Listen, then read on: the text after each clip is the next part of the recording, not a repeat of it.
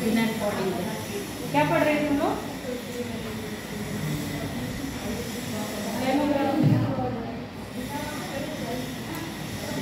Demography तो बहुत हो गया बेटा।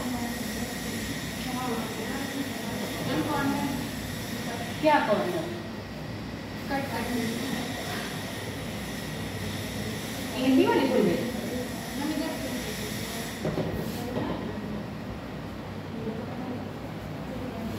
इसमें बैटर बहुत कम था, इसलिए मैंने करने वाली नहीं हो।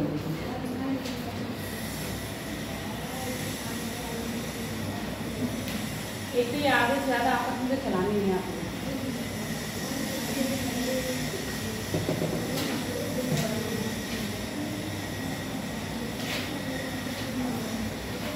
ये था क्या पढ़े थे सर? लिटरेसी पढ़ रहे थे। लास्ट क्या था?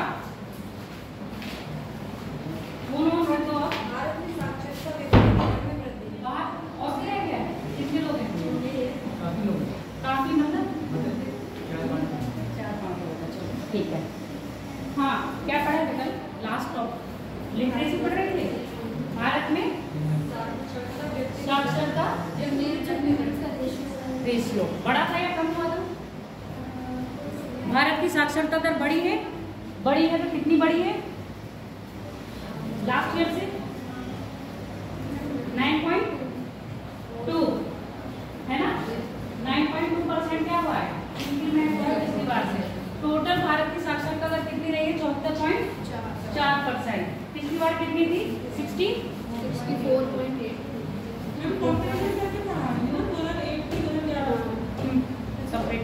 कंपैरेटिव क्या आ ही जाता है। आज मैं सोच रही हूँ तुम लोग की ऑनलाइन क्लास है ना, बस क्वेश्चन पॉपुलेशन वाली लेके आऊंगी। आज है फ्राइडे है, आपको आज ज्योग्राफी है ना, तो आज ऑनलाइन है। मैं अपनी की बात कर सकती हूँ और किसी की नहीं कर सकती ना। तो जहाँ तक है फिर आज भी आपका पॉपुलेशन के थोड़े से क्वेश्चन लेके आएंगे उसमें, और मिक्स रहेगी अधिकतर। आज कोई ऐसा सेपरेशन वाला मामला नहीं रहेगा, मिक्स रहेंगे। हो सकता है उसमें 2011 की पॉपुलेशन हो और 2001 पूछा तो नहीं जाता है और पूछेंगे भी नहीं। बस कुछ ऐसा है ना, उसको क्वेश्चन को थोड़ा सा हो सकता है मैं चेंज कर दूँगी फिर पूछेंगे। चलो, लिटरेसी फीमेल में क्या रहा था? बढ़ी थी या कम हुई थी? फीमेल की लिटरेसी बढ़ी थी या कम हुई थी? लिटरेसी बढ़ी थी, पर फिर भी अगर ओवरऑल देखा जाएगा तो मेल की पॉपुलेशन से फीमेल की लिटरेसी कम है। अगर हम पर्टिकुलर फीमेल की बात करेंगे तो मेल की लिटरेसी रेट की कंपेयर में फीमेल की लिटरेसी रेट बढ़ा है। बात समझ में आ रही है कि नहीं आई? तो कहा मैंने ओवरऑल देखेंगे तो फीमेल का लिटरेसी परसेंटेज है या रेशियो है वो मेल से कम है। अब इंक्रीज देखेंगे, लास्ट ईयर से इंक्रीज करके देखेंगे, तब भी मेल फीमेल में क्या है? लिटरेसी रेट में 10 में वृद्धि करी, मतलब जो वृद्धि को 10 किया गया, इंक्रीमेंट देखा गया। उसके साथ में जो इंक्रीमेंट रेट है मेल और फीमेल का, फीमेल का इंक्रीमेंट रेट मेल की कंपेयर में अधिक रहता है। समझ में आया?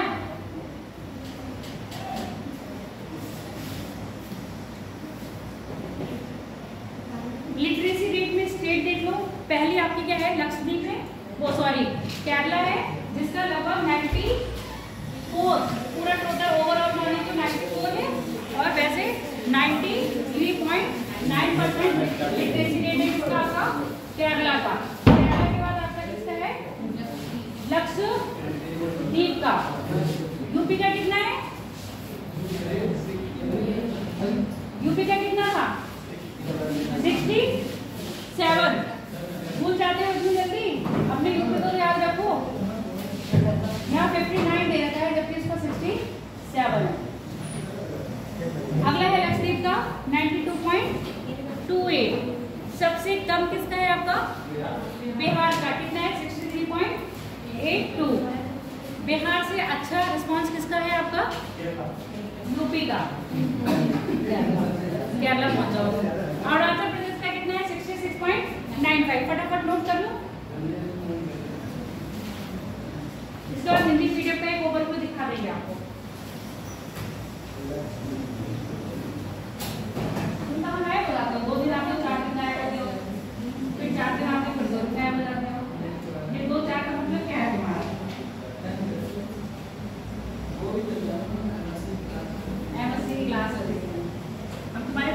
लेके आएंगे।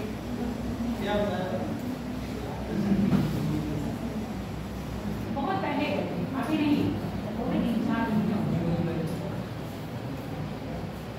बरेली से आते हैं ना। अब सब लोग का मुझे नहीं पता, स्पेशली तुम्हारे जो प्रिंसिपल है उनका पता है। लिखो, ये बीसलपुर में है राजकीय कॉलेज, बीसलपुर राजकीय कॉलेज बीसलपुर। लिख लिए, आगे बढ़ो। डिस्ट्रिक्ट वाइज पूछा नहीं जाता है तो रहने देते हैं। डेंसिटी ऑफ पॉपुलेशन, डेंसिटी क्या है? किसी भी एक स्क्वायर यानी कि वर्ग क्षेत्र किलोमीटर में रहने वाले लोगों की पॉपुलेशन कितनी है। तो जहाँ जिस क्षेत्रफल में लोग ज़्यादा रहते होंगे वहाँ भारत में सबसे कम डेंसिटी वाला राज्य अरुणाचल प्रदेश है, जिसमें कितने हैं? 17 लोग हैं। अतः डिफरेंस कितना % का पड़ा है? तो ओवरऑल बात करेंगे हम डेंसिटी में 17.5% का इंक्रीमेंट हुआ है। कितना बड़ा है? 57 पॉइंट की वृद्धि के साथ।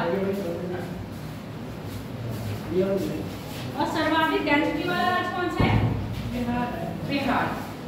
भारत की कितनी है डेंसिटी? 382 भारत की डेंसिटी है। 2001 में कितनी थी? 325। कितना इंक्रीमेंट हुआ? 57। परसेंटेज में कितनी वृद्धि हुई है? 17.5 की। लिखो 2015वीं जनगणना 2011 के अंतिम आंकड़ों के अनुसार भारत का जनसंख्या घनत्व 382। भारत का जनसंख्या घनत्व 382 है, जिसमें 2001 की तुलना में 57 अंक की वृद्धि दर्ज की गई। 57 अंक की वृद्धि दर्ज की गई तथा प्रतिशत वृद्धि 17.5 है तथा प्रतिशत वृद्धि 17.5 है। जनसंख्या घनत्व से आशय क्या है? अभिप्राय प्रति वर्ग किलोमीटर में रहने वाले लोगों की population. Density is defined as the number of the person per square kilometre.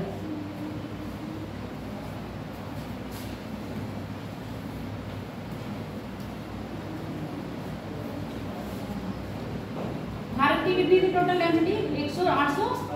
882। Uttar Pradesh की भारत की डेंसिटी से कम है। कितनी? 828। और बिहार की 600। यहाँ पर ये वाला डेटा गलत लग रहा है, 612 नहीं है, 1106 है। बिहार की 1106 है। हाँ 1106 है। वेस्ट बंगाल 1106। और न्यूनतम किसकी है? अरुणाचल प्रदेश।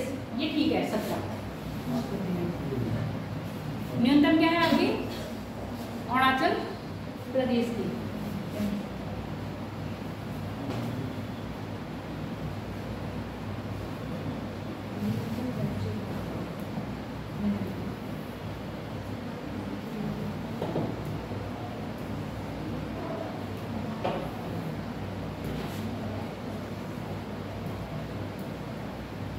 अब देख लो एनसीईआरटी। अगर केंद्र शासित में बात करी जाएगी तो सबसे ज्यादा आपकी क्या है? दिल्ली में। एनसीडी, एनसीईआरटी बोल दिया था, एनसीडी। हाँ कौन सा है? जिसको कहते हैं क्या बोलते हैं? NCT of Delhi, national capital terrestrial, है ना? जो क्या हिंदी में उसको क्या बोलते हैं?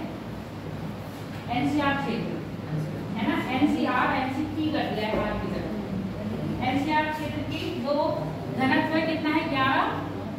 11,293। चंडीगढ़ का कितना है? 9,292। और सबसे कम किसका है आपका? अरुणाचल प्रदेश का। और अगर हम किसमें बात करेंगे आपके यूटी में तो किसका है आपका? अंडमान निकोबार। ऐसे लिखो 15वीं जनगणना 2011 के अंतिम आंकड़ों के अनुसार भारत में सर्वाधिक जनसंख्या घनत्व वाला राज्य बिहार, 1106 तथा न्यूनतम जनसंख्या घनत्व वाला राज्य अरुणाचल प्रदेश 17।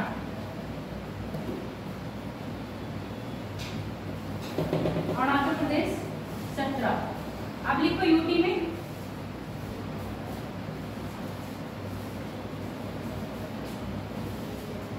सर्वाधिक दिल्ली एनसीआर, दिल्ली एनसीआर, तत्पश्चात चंडीगढ़। और दिल्ली एनसीआर की कितनी है 11,297, चंडीगढ़ की 9,252। न्यूनतम जनसंख्या घनत्व वाले केंद्र शासित राज्य क्या है अंडमान निकोबार, कितनी है 46, यानी अरुणाचल प्रदेश की तो अंडमान निकोबार से भी कम है। बड़े आगे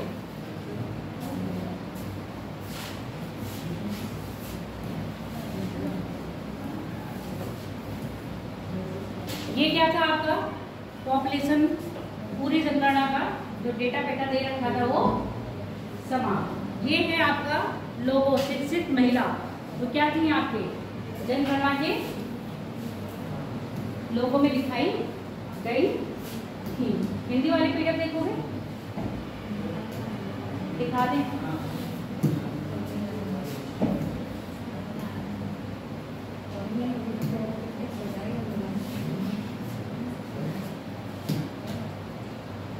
ये क्या हुआ है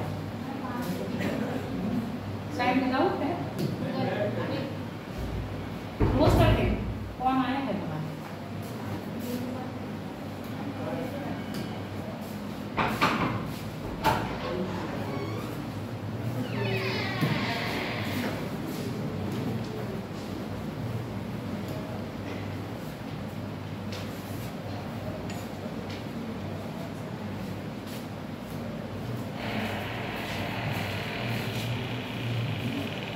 पूरी जो स्टोरी पढ़े थे वो है भारत के सर्वाधिक जनसंख्या वाले राज्य, भारत का सर्वाधिक क्षेत्र वाले राज्य, भारत के न्यूनतम जनसंख्या वाले राज्य कौन है सिक्किम है, मिजोरम है, अरुणाचल प्रदेश 2 और नागालैंड।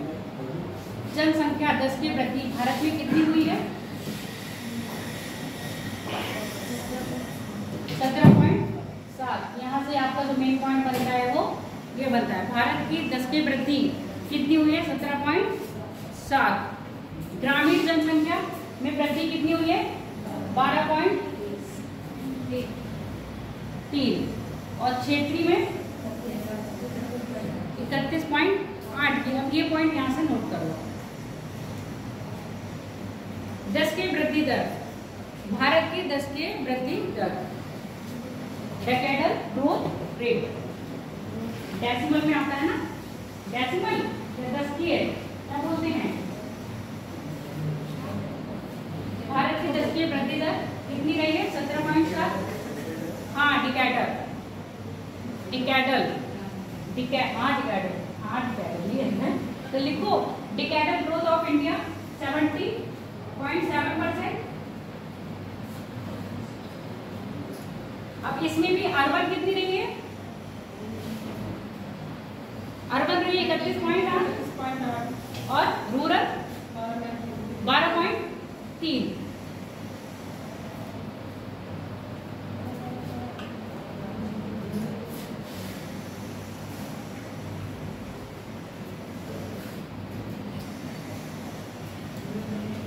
ये देख लिए बिहार का जनसंख्या घनत्व कितना है सर्वाधिक जनसंख्या घनत्व वाले राज्य आपको ये वाली फिगर मिलेगी। भारत में सर्वाधिक जनसंख्या घनत्व वाले राज्य बिहार, पश्चिम बंगाल, केरल, उत्तर प्रदेश और हरियाणा। इसके बाद सर्वाधिक 10 की वृद्धि वाले राज्य मेघालय, अरुणाचल प्रदेश, बिहार, जम्मू कश्मीर और मिजोरम। जनसंख्या घनत्व प्रति वर्ग किलोमीटर वही जो पढ़े थे भी लास्ट में चाइल्ड का देख ही लिया था कल हम लोगों ने, ठीक है। उत्तर प्रदेश में देखो सर्वाधिक शिशु जनसंख्या वाले राज्य, सर्वाधिक शिशु जनसंख्या कहाँ पर है आपके उत्तर प्रदेश में, क्योंकि उत्तर प्रदेश की पॉपुलेशन ही नंबर 1 पर है तो बच्चे भी यहाँ पर नंबर 1 पर होंगे, ठीक है। इसमें कोई दो रहा नहीं है। दूसरे नंबर पे कौन था सर्वाधिक पॉपुलेशन में? महाराष्ट्र। तीसरे नंबर पे कौन था? बिहार। पंचायत में कौन आ गया है? बिहार, और महाराष्ट्र चला गया आपके तीसरे नंबर पर। तो ऐसे डेटा याद रखोगे कि नहीं? लिंगानुपात, सर्वाधिक न्यूनतम लिंगानुपात सबको पता है हरियाणा में है, पर इसने क्या करा है, अपने आप में सुधार किया है। अगर ये सेपरेटली क्या करेगा, अपने आप को कंपेयर करेगा तो देखेगा कि उसने क्या है अपने लिंगानुपात में सुधार किया है। पर ओवरऑल भारत की बात करेंगे तो यहाँ पर लिंगानुपात अभी भी क्या है? कम है। उसके बाद जम्मू कश्मीर, सिक्किम, पंजाब और उत्तर प्रदेश। उत्तर प्रदेश में लिंगानुपात कितना है? 912।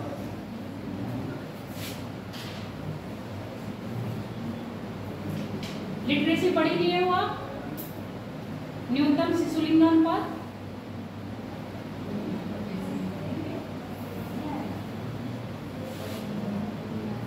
महिला लिटरेसी पढ़ ली, न्यूनतम साक्षरता दर, अनुसूचित जाति, अनुसूचित जनजाति, उसमें ये चीज नहीं थी, ये यहाँ पर है। लिखो शेड्यूल कास्ट और शेड्यूल ट्राइब, इनकी भी क्या करी हम लोगों ने? जनगणना करी है।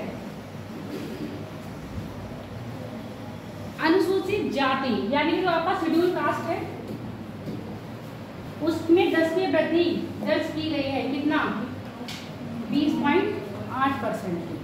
शेड्यूल कास्ट में इंक्रीमेंट लिया गया है, कितना परसेंट का है? 20.8%।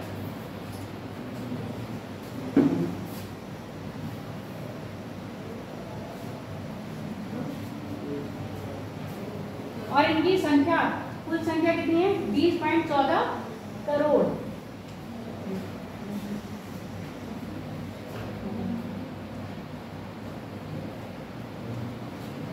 अब देखो 2001 में कितना था? 16.2 और 2011 में 16.6। किसके लिए है ये? शेड्यूल ट्राइब्स के लिए है। और ये क्या है? शेड्यूल कास्ट के लिए, एससी के लिए, ये एसटी के लिए है। तो शेड्यूल ट्राइब में भी क्या हुआ? इंक्रीमेंट हुआ। कितना था? 16.2 था, 2011 में क्या हो गया? 16.4, यानी कि 0.4 की क्या हो गई यहाँ पर? वृद्धि दर्ज की गई। सर्वाधिक अनुसूचित जाति जनसंख्या वाले राज्य, यानी कि ऐसे राज्य जिनमें क्या है, ये बोला जाएगा ना एससी, शेड्यूल कास्ट है, जनजाति तो नहीं पूछ रहे।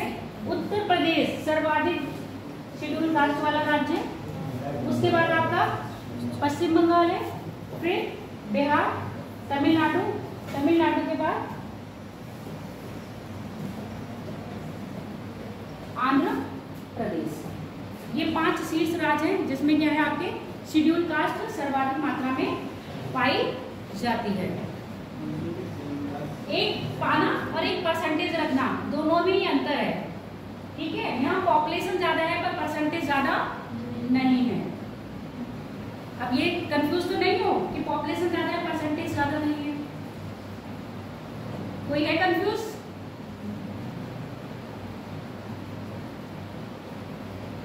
क्यों बच्चों? लिख लिए? नीचे वाला बोल दूंगी, यही बताएंगे। ऐसे ही लिखना, सर्वाधिक जनसंख्या वाला, सॉरी क्या है, एससी पॉपुलेशन वाला राज्य, अनुसूचित जाति, अनुसूचित जनजाति, बड़ा हाँ, आंध्र प्रदेश। ये क्या हो गए आपके शीर्ष राज्य हो गए। इनमें पॉपुलेशन तो ज्यादा है पर यहाँ पर परसेंटेज कम है। अब सर्वाधिक प्रतिशतता वाले राज्य जिनमें इनका परसेंटेज बहुत ज्यादा पाया जाता है, किसका? एससी का। सर्वाधिक अनुसूचित जाति प्रतिशतता वाले राज्य पंजाब, और जबकि पॉपुलेशन में कौन है आपका? उत्तर प्रदेश है। दूसरे नंबर पर हिमाचल प्रदेश, यहाँ दूसरे नंबर पर पॉपुलेशन में पश्चिम बंगाल, तीसरे नंबर पे पॉपुलेशन में आपका प्रतिशतता में कौन हो गया? पश्चिम बंगाल, और बिहार कहाँ चला गया पॉपुलेशन में? उत्तर प्रदेश जो नंबर 1 पे कहाँ था इनकी जनसंख्या में, पर प्रतिशतता में कितने नंबर पर आ गया? चौथे नंबर पर। हरियाणा जो कहीं से कहीं तक पॉपुलेशन में वैरी नहीं कर रहा था, मतलब कहीं तक आ ही नहीं रहा था, वो 5वें नंबर पर पहुंचा है। किसमें? शेड्यूल कास्ट के प्रतिशत में। अब यहाँ पर ये चीज समझ में आ रही है, एक जगह पॉपुलेशन ज्यादा है और दूसरी जगह दूसरे राज्य में परसेंट ज्यादा है। समझ में आ रहा है या बताऊं?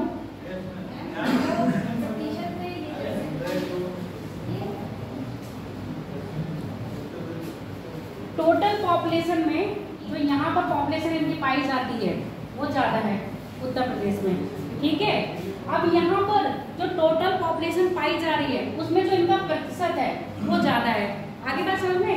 अब यहाँ पर जो पॉपुलेशन होगी वो हिंदुओं की भी होगी, सिखों की भी होगी, मुस्लिम्स की भी होगी, है ना। अब इसमें भी और लोग होंगे, तो अब ऐसा नहीं है कि यहाँ पर जो आपके पंजाब में क्या होता है, पंजाब में भी सिख है, उनमें भी शेड्यूल कास्ट होते हैं, उनमें भी ओबीसी होते हैं, तो उनको भी मिला के इसमें क्या कर दिया गया, परसेंटेज को मिला दिया गया है। तो यहाँ पर प्रतिशत ज्यादा है, पॉपुलेशन कम है। बढ़ जाए आगे, नोट कर लिए दोनों।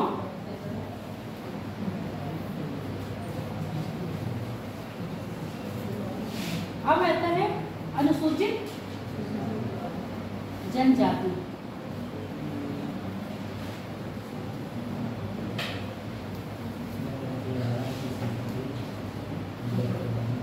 सर्वाधिक अनुसूचित जनजाति वाले जनसंख्या वाले राज्य मध्य प्रदेश भारत में सर्वाधिक एसटी पॉपुलेशन वाला राज्य है।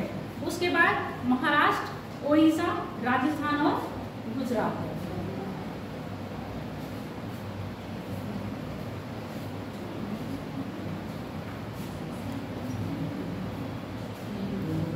और आने वाले 20,000 की दृष्टि से ये वाला टॉपिक इम्पोर्टेंट हो जाता है,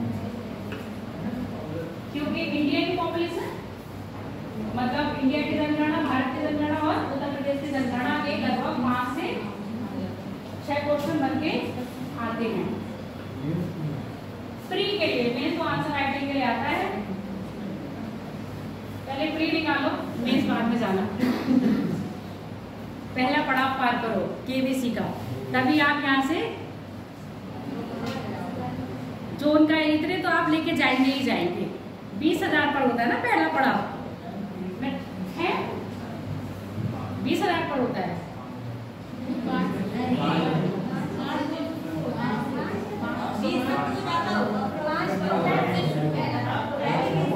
नहीं, जो आपका एक सेफ जोन होता है कि आप इतना पहला पड़ाव पार कर लेंगे तो इसके बाद इतना तो रुपया लेके जाएंगे, उससे पहले कि अगर आंसर गलत हो गए तो आप कुछ नहीं लेके जाओगे।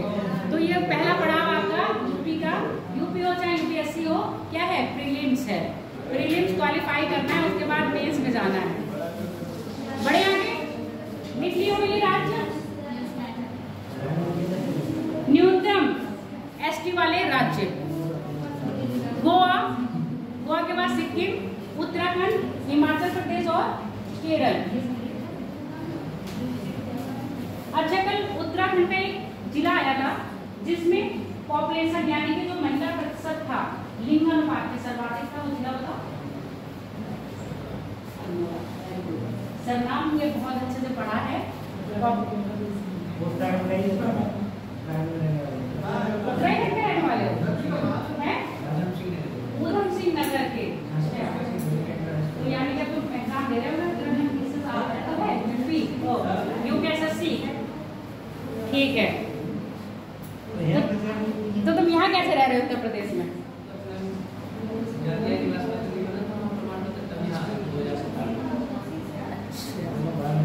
तो वहाँ पर तुम्हें बेनिफिट मिलेगा, मिल ही जाएगा। ज्यादा लोग वहाँ के नहीं है, ज्यादा लोग होंगे ना वहाँ के, तुम्हारे यूपी में थे। चलो अगला देखो, सर्वाधिक नगरीकरण हो गया, जनजाति लिख दिया ना बेटा। अब बात करते हैं नगरीकरण। ये लिख लो मेन, देश में संघीय क्षेत्रों में सर्वाधिक अनुसूचित जनजाति जनसंख्या दादर नागर हवेली में है, तथा सर्वाधिक अनुसूचित जनजाति प्रतिशत लक्षद्वीप में है। ये स्टार डाल के पॉइंट नोट करके लिख लो। और हरियाणा, पंजाब पंजाब, दिल्ली, चंडीगढ़, पांडुचेरी में कोई भी अनुसूचित जनजाति यानी कि एसटी नहीं है। यहां से आपके क्वेश्चन बनते हैं कथन कारण के या असर्शन रीजन के। ये तो पूरा लिखा हुआ है। अच्छा तुमको इंग्लिश में बोलना है, ऐसे लिखो, कुछ मत लिखो, यहाँ पर लिखो मोस्ट पॉपुलेशन ऑफ एसटी इन दादर नगर हवेली। हाँ यूटीज की बात है।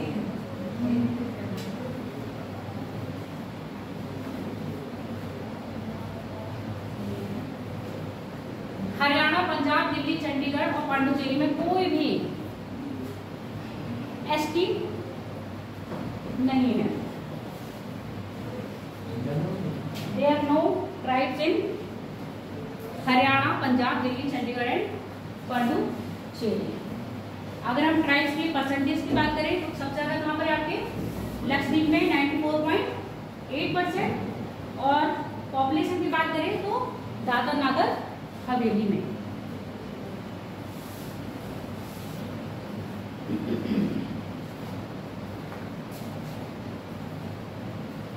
भारत की कितनी परसेंट पॉपुलेशन शहरों में निवास करती है?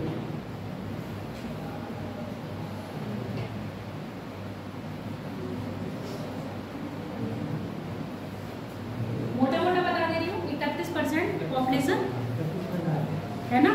तो पॉइंट का मैं बहुत कम याद रखती हूँ, मोटा मोटा ही याद रखती हूँ, वही याद हो जाए बड़ी बात है। 31% पॉपुलेशन भारत की शहरों में निवास करती है, बाकी जितनी रिमेनिंग है ग्रामीण पॉपुलेशन। भारत ग्रामीण भारत अभी भी है। लिख लिए बेटा, आगे बढ़े।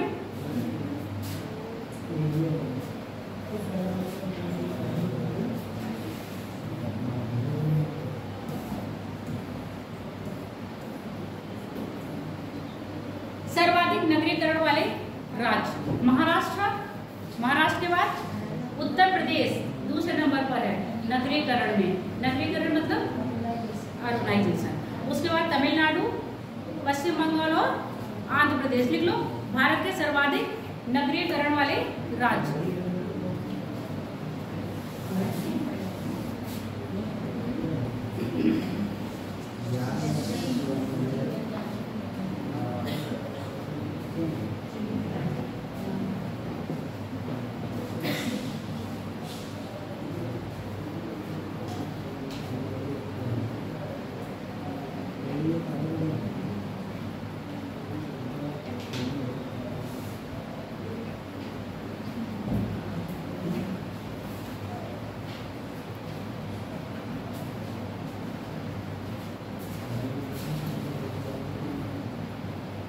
न्यूनतम शहरीकरण वाले राज्य नगरीकरण सिक्किम, अरुणाचल प्रदेश, नागालैंड, मिजोरम और मेघालय। अधिकतर क्या है पूर्वोत्तर भारत के राज्य।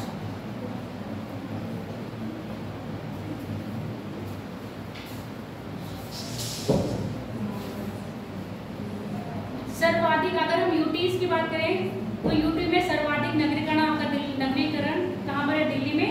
और न्यूनतम कहाँ पर है आपका? लक्षद्वीप में। यूटी में,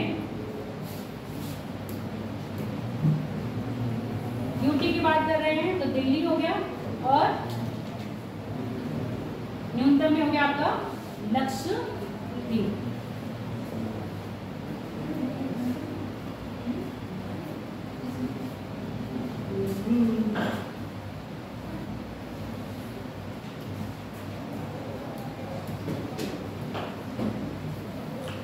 सर्वाधिक ग्रामीण जनसंख्या, शहरीकरण में उत्तर प्रदेश दूसरे नंबर पर था और ग्रामीण जनसंख्या में उत्तर प्रदेश पहले नंबर पर। लिख लो सर्वाधिक ग्रामीण जनसंख्या वाले राज्य।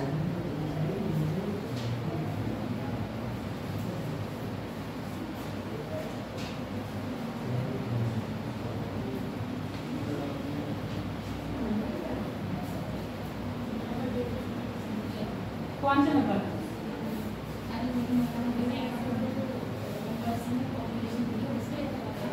नहीं, वो नहीं करनी होती है, सीरियल याद करना बस।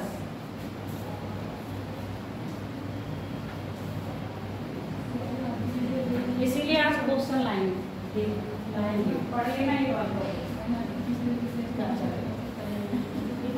भी आई जाएगी उसमें, ठीक है। तुम नहीं है सो रहे थे। अगला लिख लो, कौन कह रहा है मेरे पास डेटा नहीं था? तुम तो अपना डेटा इस्तेमाल 10 की चीजों में कर लेते हो। नहीं मजाक करते हैं, बुरा नहीं मानना।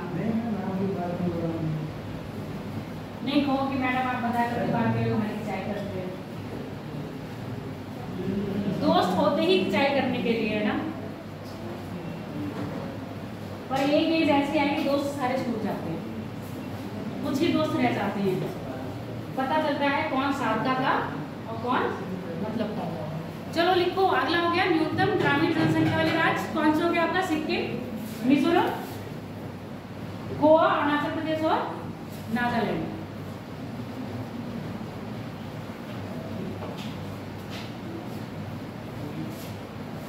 तो 2017 में इससे ये वाला क्वेश्चन आया था, न्यूनतम नगरीकरण वाला राज्य। आप यहाँ लिख लिया बेटा ये वाला, सर्वाधिक न्यूनतम ग्रामीण जनसंख्या वाले राज्य। अब ऐसे कर लिखो, सर्वाधिक नगरीकरण हुआ है पर ग्रामीणीकरण कैसा हुआ है? न्यूनतम हुआ है। ऐसे राज्य में गोवा है, इससे पहले महाराष्ट्र था ना सर्वाधिक नगरीकरण में, पर यहाँ पर देखो क्या पूछ रहा है, सर्वाधिक नगरीकरण तो है पर न्यूनतम ग्रामीणीकरण भी हुआ है, पर कैसा हुआ है? वो न्यूनतम % में रहा है। तो ऐसा राज्य आपका गोवा हो गया। गोवा के बाद मिजोरम, मिजोरम के बाद तमिलनाडु, केरल और महाराष्ट्र। गोवा, मिजोरम, तमिलनाडु, केरल और महाराष्ट्र, ये परसेंटेज दिया हुआ है।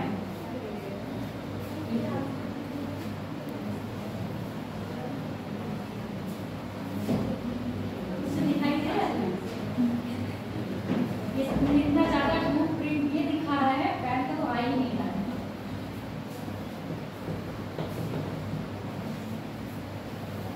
बढ़ जाए आगे।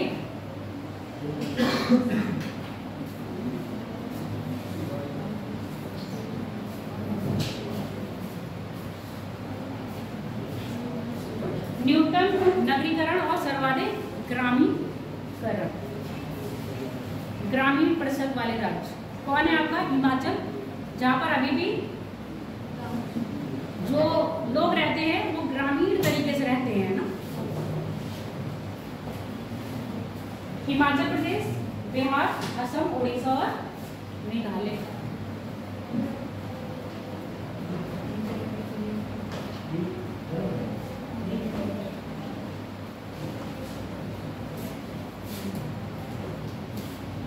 हो गया आपका ये टॉपिक फिनिश। इतनी जो ये सब चीज़ें पढ़ी हैं, इतनी जो आफत पढ़ी है, जो याद करने में आपको अपने पूर्वज याद आ जाएंगे, पूर्वज के साथ साथ वो लोग याद आ जाएंगे जिन्होंने जनगणना स्टार्ट करी, क्यों करी, है ना। जैसे हम अपने ज़माने में पढ़ते थे, कहते हैं अंग्रेज चले गए, अंग्रेज ही छोड़ गए, है ना। सेम बात ये है कि पढ़ाई बनाई किसने? तो अब जब पढ़ रहे हो तो ये जो डेटा आया है, इतना डेटा आपने पढ़ा क्यों है? पहले आप मुझे ये बताओ, इतना डेटा पढ़ा क्यों?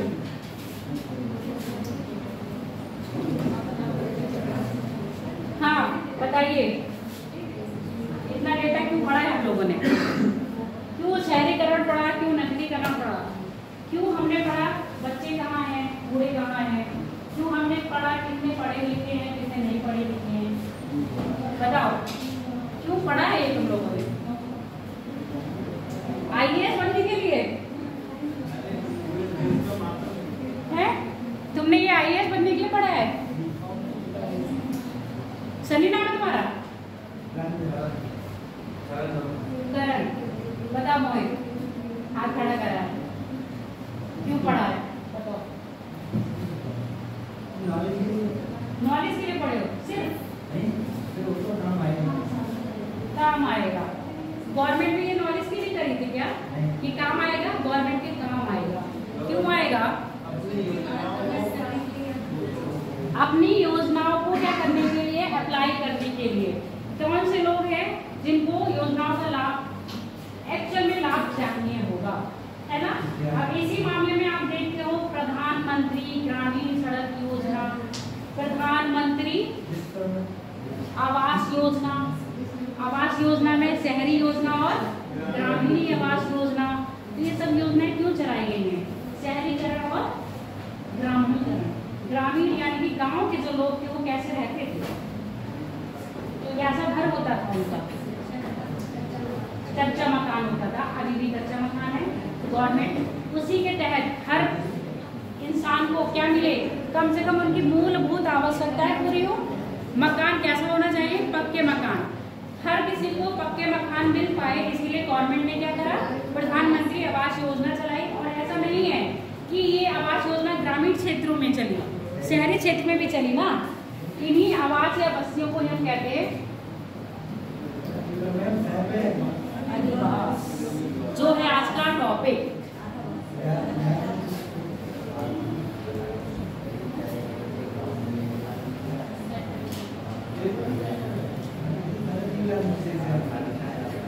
सेटलमेंट, ठीक है। तो अधिवास क्या है,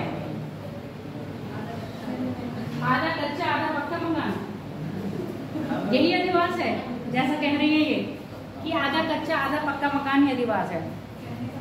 अधिवास से अभिप्राय जो है वो सीधे सीधे कुछ नहीं, मानव बस्तियों से है, जो या स्थायी रूप से हो सकती है या अस्थायी रूप से हो सकती है, जिनका स्वरूप पक्का हो सकता है, कच्चा हो सकता है, तंबूनुमा हो सकता है, टेंट नुमा हो सकता है, कुछ भी हो सकता है।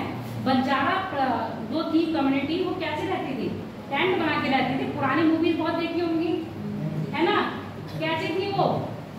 अब आपने ऐसी जनजातियां देखी होंगी, क्या करती थी, झूम खेती करी है, चलवास वाला जीवन है, तो वो अपना पक्के मकान तो नहीं बनाती थी, जहाँ रही थोड़े दिन टेंट में रही, जब तक रही उसके बाद उठे और चल दिए।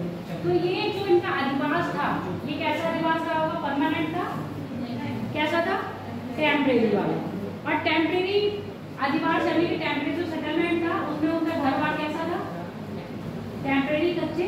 उसके बाद चलो स्थायी जीवन आया, स्थायी जीवन आने पर लोगों ने परमानेंट घर बनाना शुरू करे। परमानेंट घर बनाए हैं तो वो कैसे बने, पक्के या कच्चे, मिट्टी के बने, छप्पर डाल के बने। अब जैसे जैसे अभी तो ज्योग्राफी खत्म हो गई, इसमें अभी आप लोगों ने वो नहीं पढ़ा कि जनजातियों का घर कैसे होता है, पिगमी जनजाति कैसे रहती है, मसाई जनजाति कैसे रहती है, विशेषताएं होती हैं। पेपर में विशेषता स्पेशली पूछी जाती है स्टेटमेंट में, और फिर पूछा जाता है ये किसके बारे में व्याख्या कर रहा है, बताइए, है ना। तो ये टॉपिक तो आपको अपने आप से ही पढ़ना पड़ेगा। क्या कह रहे हो, एक्स्ट्रा क्लास में कौन कहता है।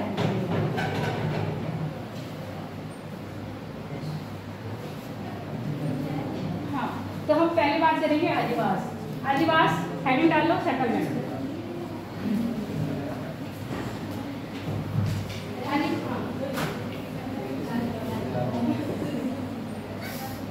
अच्छा, तो मेरी क्लास में कमेंट चला रही हो, आपकी क्लास में मैसेज हो गया।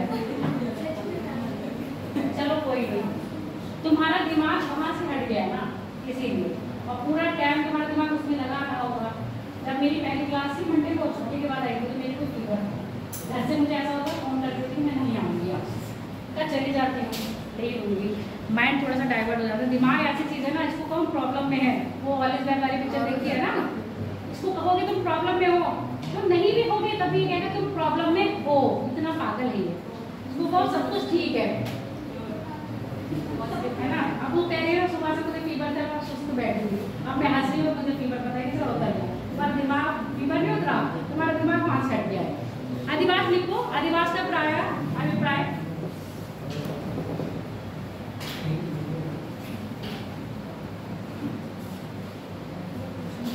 अधिवास का अभिप्राय प्राय मानव जीवन में मानव के निवास हेतु, मानव के निवास हेतु स्थायी अस्थायी, मानव के निवास हेतु स्थायी अस्थायी,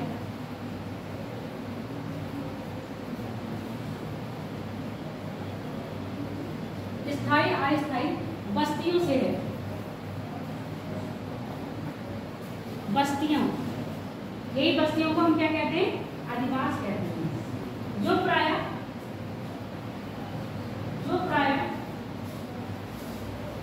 पक्के कच्चे, कच्चे पक्के कर लेना, पहले कच्चे होंगे फिर पक्के। जो प्राय कच्चे पक्के तंबू तब्बू तंबू तब्बू तंबू कच्चे पक्के, कच्चे मकान मिट्टी के बने होते हैं, छप्पर पड़े झोपड़ी ऐसे कच्चे पक्के मकान, हाँ कच्चे पक्के मकान, तंबू, झोपड़ी। अभी भी देखते हो ना झोपड़ियां हैं। अभी यहाँ पहले रोड पे कितनी लगा के रहते थे वो लोग, है ना? क्या कहते थे उनको? बंजारी लोग होते हैं ना, वो जो लोहे का काम करते थे, लोहार ये। अब गवर्नमेंट ने उनको हटा के पक्के मकान में शिफ्ट कर दिया, है ना? क्यों करा जा रहा है? क्यों करा जा रहा है? मान लो कोई पी के आया तो रोड पर आप बैठे हो, किसी ने पूछ दिया तो, है ना? फिर आपका अधिकार भी तो है एक अच्छे से घर में अच्छा जीवन, क्या कहते हैं, लाइवलीहुड जीवन जीना, है ना? वो भी तो क्या है, आपका अधिकार है। तो उसको पाने के तो अभी सब ने सबको हटा दिया, कहाँ पहुँचा दिया। और फिर आप गवर्नमेंट की जमीन पे रह रहे थे, गवर्नमेंट की जमीन पे कैसे रह रहे थे? अतिक्रमण है ना एक तरह से। अगर उसको डेवलप करना होगा तभी तो आपको हटाया जाएगा। रोड चौड़ी करेंगे तो आपको हटाएंगे ना। बड़े बड़े शहरों में तो ओवरब्रिज बन गया, उसी के नीचे लोग रहने लगते हैं। या वो फुटपाथ के वो बनाए होते, एक रोड इधर एक बीच में डाइवर्ट कर दिया जाता है, तो वो बना डिवाइडर बना होता है, वो चौड़े चौड़े से बना देते हैं, उसके ऊपर भी लोग रहने लगते हैं मकान बनाना।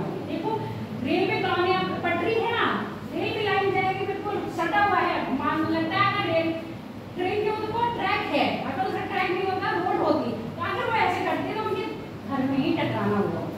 लोग ऐसे बनाते हैं, तो कहीं ना कहीं जान मारने का भी खतरा है। और दूसरे ऊपर गवर्नमेंट के लिए भी क्या हो गया, ये गवर्नमेंट की जो प्रॉपर्टी है उस पर अतिक्रमण करके रखा हुआ है। और इस तरह की जो बस्तियां होती है वो कैसी होंगी? एग्जाम्पल परमानेंट है क्या, ये टेम्परेरी है ना? तो यही तो बताया जो अधिवास है ये वो कैसे होंगे, टेम्परेरी भी हो सकते हैं और परमानेंट भी हो सकते हैं। जो टेम्परेरी होते हैं वो इंसान अपने मन मर्जी से कहीं भी उठता है, बैठता है और बसा जाता है। अब जो परमानेंट होगी उसकी प्रॉपर प्लानिंग होगी, होती है कि नहीं होती है? परमानेंट अगर आप अपना घर बना रहे होगे अच्छी तरह से, अच्छा मकान क्या होते हैं? ये बस्तियां बनती बिगड़ती हैं,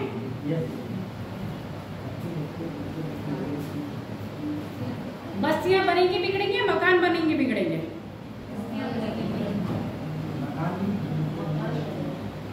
आपने एक कॉलोनी में घर बना लिया, क्या वो कॉलोनी बिगड़ जाती है थोड़े टाइम बाद?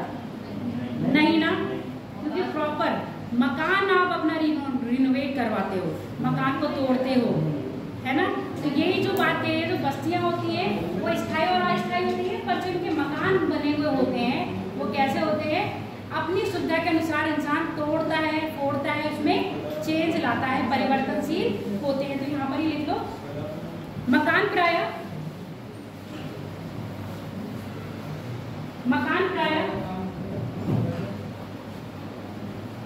कैसे लिखोगे? परिवर्तनशील होते हैं, अर्थात मकान प्राय परिवर्तनशील होते हैं, अर्थात इनमें टूट फूट मरम्मत परिवर्तन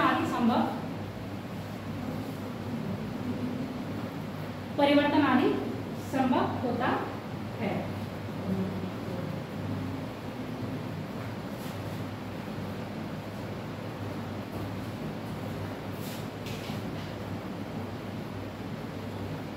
अभी आपने क्या पढ़ा था? नगरीय और ग्रामीण जनसंख्या, या सर्वाधिक नगरीकृत वाला राज्य, सर्वाधिक कैसा ग्रामीण प्रतिशत वाला राज्य, ये सब पढ़े थे ना? नगरीकरण किसमें हुआ है, अभी नगरीकरण किसमें कम हुआ है, ये सारी चीजें आप लोग पढ़े हो।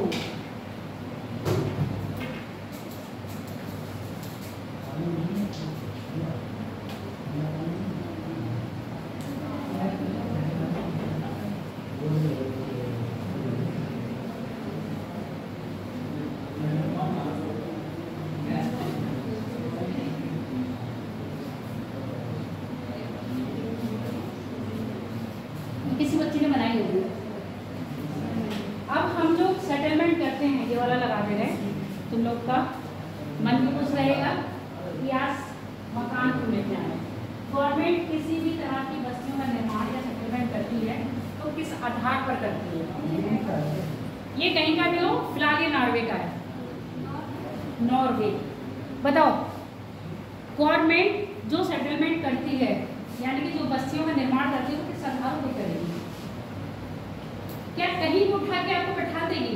इससे पहले धरती की आंतरिक संरचना पढ़ चुके हो, प्लेट टेक्टोनिक पढ़ चुके हो, भूकंप ज्वालामुखी वाले क्षेत्र भी पढ़ चुके हो, है ना? तो जोन में बांटा हुआ है, वहां पर विकास काम गवर्नमेंट बहुत कम करती है। जो जोन नंबर किसमें आएंगे? 5 में आएंगे, 4 में आएंगे, है ना? जोन 1 हटाया गया है, बाकी तो 4 रह गए ना। तो ऐसे जो जहाँ पर भूकंपीय वाले क्षेत्र है वहाँ पर क्या मानव बस्तियाँ बसाई जाएंगी? क्यों? बहुत कम। क्यों नहीं बसाई जाएंगी? क्योंकि 4 माल की आनी होगी। तो ये सारे क्षेत्र देखे, और ऐसे क्षेत्र जहाँ पर बाढ़, नदियाँ बाढ़ हमेशा लाती होंगी, क्या ऐसे क्षेत्र में बसाई जाएगी? तो गवर्नमेंट क्या करती है, कभी भी आपकी जो क्या बनाएंगी, बस्तियाँ बनाएगी, टोटल उसका क्या देखेगी, आसपास का सारा क्षेत्र देख लेगी कि कहीं से 4 मान की हानि तो नहीं हो रही है। और कहीं उसकी खाता यानी कि फैक्ट्री होगी या उसका ऐसा प्रोग्राम होगा कि फैक्ट्री उसको लगानी होगी जिससे क्या प्रदूषणकारी गैस वगैरह नहीं देगी, तो क्या वहाँ पर कॉलोनीज बसाएगी? नहीं बसाएगी ना।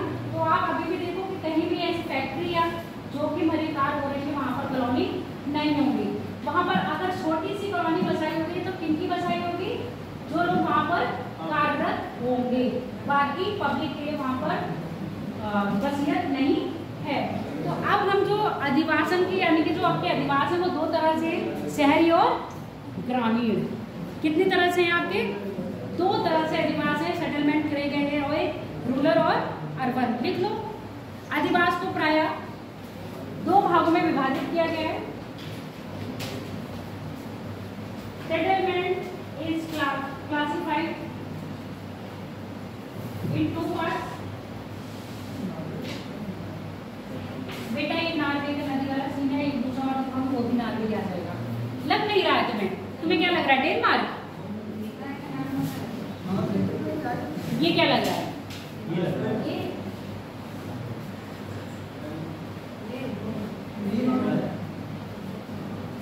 ये क्या लग रहा है?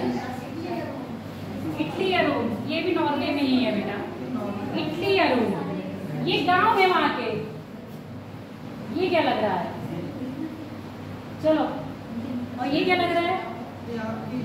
ये मेरी ड्राइंग है। चलो लिख लीजिए। 2 तरह से 2 भागों में बांटा गया है। कौन सा है? ग्रामीणीकरण और शहरीकरण। ग्रामीण सेटलमेंट, ग्रामीण अधिवास और शहरी अधिवास, अर्बन सेटलमेंट और रूरल सेटलमेंट। थोड़ा सा अंतर समझ लो।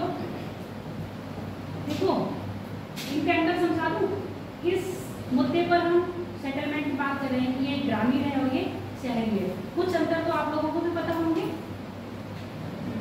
जरा बताओ, शहर और गांव में अंतर आज पुराने जीवन काल में चलते हैं, जब मास्टर जी पढ़ाते थे शहरी जीवन में और ग्रामीण जीवन में, आप क्या अंतर देखते हैं जरा बताइए।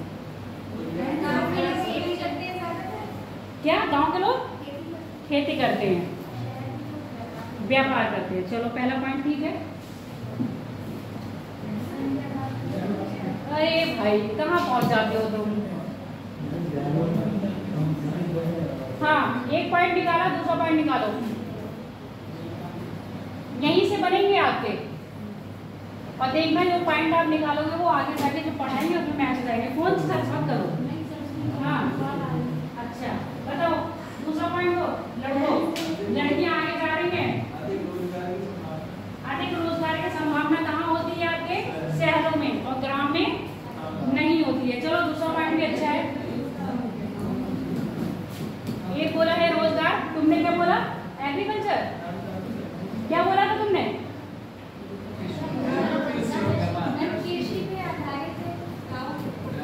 ठीक, अगला पॉइंट बताओ।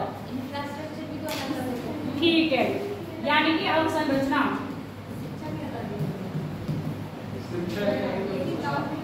अवसंरचना हो गई। अगला बताओ, शिक्षा। ठीक है, यानी कि हम यहाँ पर फैसिलिटीज है ना, फैसिलिटीज को हिंदी में क्या बोलेंगे? सुविधाएं।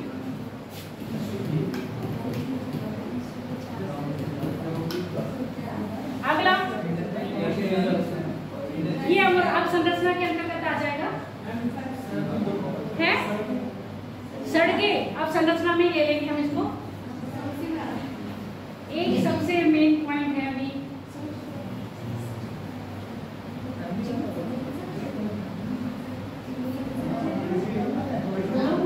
जनसंख्या।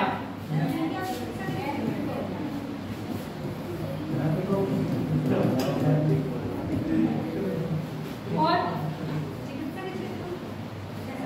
सुविधाओं में आ जाएगा शिक्षा, चिकित्सा और जितनी भी फैसिलिटी है सब इसमें आ रही है ना। और कोई मनोरंजन के साधन शहर में ज्यादा है, गांव में कम है। शहर के लोग तो के पास मनोरंजन है ही नहीं। अब गांव के पास है, पेड़ में चल जाओ, आम तोड़ लाओ, नदी नहरों में जाके नहा लो। सिनेमा वाला मनोरंजन बता रहे हो। और फिलहाल देखो, जो हम लोगों ने नगरी मतलब आपका जो शहरी अब संरचना है, मतलब आपका अर्बन सेटलमेंट है और रूरल सेटलमेंट है, उसके अगर हम अंतर बात करें, सबसे पहली बात करते हैं हम कृषि की। जो ग्रामीण पॉपुलेशन होती है, अब पॉपुलेशन का मतलब हम यहाँ सिर्फ पुरुष जनसंख्या से लेंगे, महिला जनसंख्या से अभी हम नहीं लेंगे, ठीक है? क्योंकि गांव में क्या होता है, अधिकतर पुरुष क्या होते हैं, वर्किंग होते हैं, और महिलाएं क्या होती हैं, हाउस वाइफ होती हैं। तो यहाँ पर गांव में जो पुरुष होगा कितना परसेंट? लगभग 70%। 70 क्या 80 मान लो, यहाँ पर हम शहर की बात कर रहे हैं। 70% आदमी किसमें काम, कौन सा काम कर रहा होगा? नॉन एग्रीकल्चर वाला। जहां पर पुरुष 70% पुरुष ऐसा होगा जो किसमें, किसी भी कृषि कार्य में संलग्न नहीं होगा, यानी कि सेक्टर सेकंड और सेक्टर थर्ड। इकोनॉमिक में सेक्टर पढ़े हो ना, प्राइमरी सेक्टर, सेकेंडरी सेक्टर और टर्सरी सेक्टर। याद है प्राइमरी सेक्टर कौन कौन से हैं? कृषि हो गया, पशुपालन हो गया, सेकंड उद्योग हो गए यानी कि इंडस्ट्री हो गए, थर्ड में आपकी सेवाएं हो गई। तो शहर के लोग अधिकतर देखोगे या तो किसी फैक्ट्री में लगे होंगे या कहीं नौकरी कर रहे होंगे, अपनी सेवाएं दे रहे होंगे। तो 70% आदमी कहाँ होंगे? यहाँ पर ऐसे कार्य में, यानी कि द्वितीय को तृतीय क्षेत्र में सम्मिलित होंगे। जबकि जो ग्रामीण क्षेत्र में होगा, अधिकतर मोस्ट ऑफ पॉपुलेशन किसकी होगी? वो मेल की होगी। किसमें होगा? एग्रीकल्चर में, कृषि कार्य में, यानी कि प्रथम सेक्टर में जुड़े हुए होंगे। तो अब यहाँ पर तुम लिखो हेडिंग आगे, difference between rural settlement and urban settlement. एक तरफ रूरल लिख देना, एक तरफ अर्बन लिख देना। और एक यहाँ पर जो पतली सी लाइन बचाए हो ना, वहां पर लिख लो पैरामीटर, यानी कि किस किस आधार पर हम उनको अलग कर रहे हैं। एक तरफ लिखोगे आधार, एक तरफ नगरीय और एक तरफ शहरी, एक तरफ ग्रामीण। तो आधार पहले लिखो कृषि, पहला लिखो हाँ आधार, यहाँ पर शहरी लिखो, यहाँ पर आधार लिखो। पहला आधार हमारा कृषि है,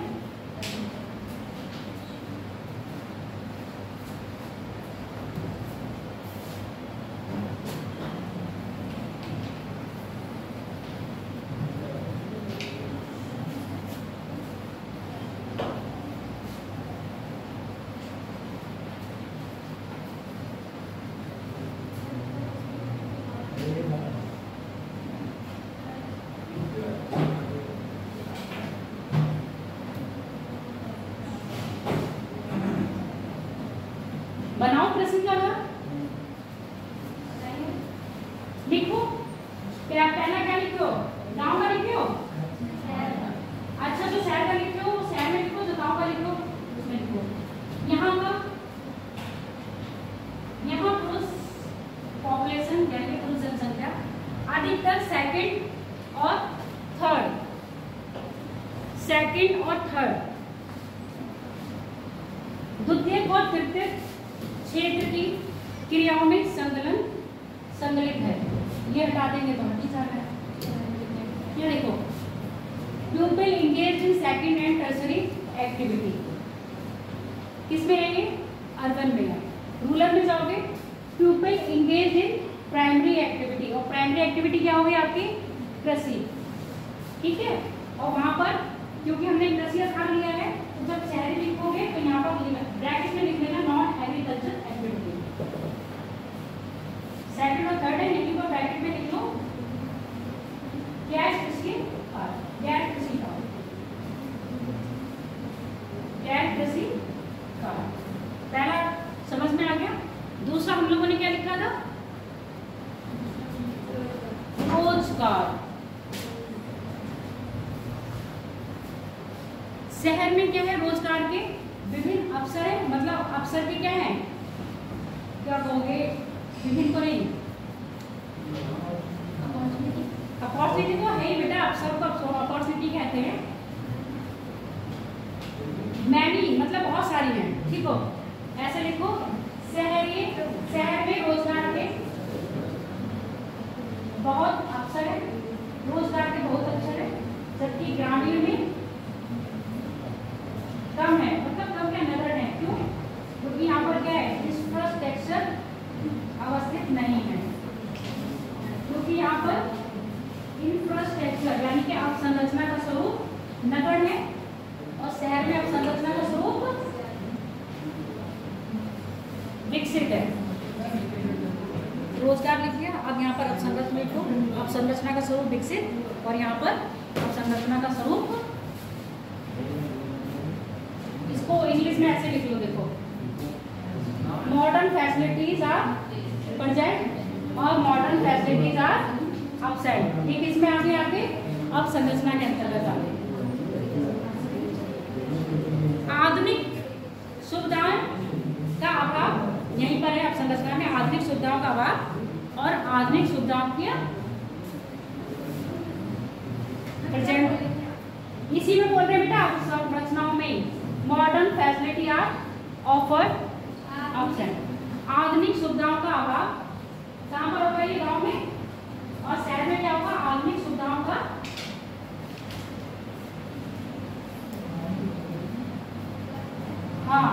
आधुनिक सुविधाओं की उपलब्धता, ऐसे लिखो, आधुनिक सुविधाओं की उपलब्धता।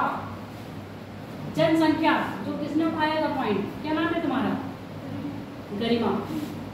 Have small population, have small size population, और यहाँ पर have huge size of population. जनसंख्या पहले लिखो, यहाँ पर जनसंख्या का स्वरूप, शहर में जनसंख्या का स्वरूप क्या होगा, बड़ा, और जनसंख्या का आकार बड़ा, और गांव में जनसंख्या का आकार छोटा होगा।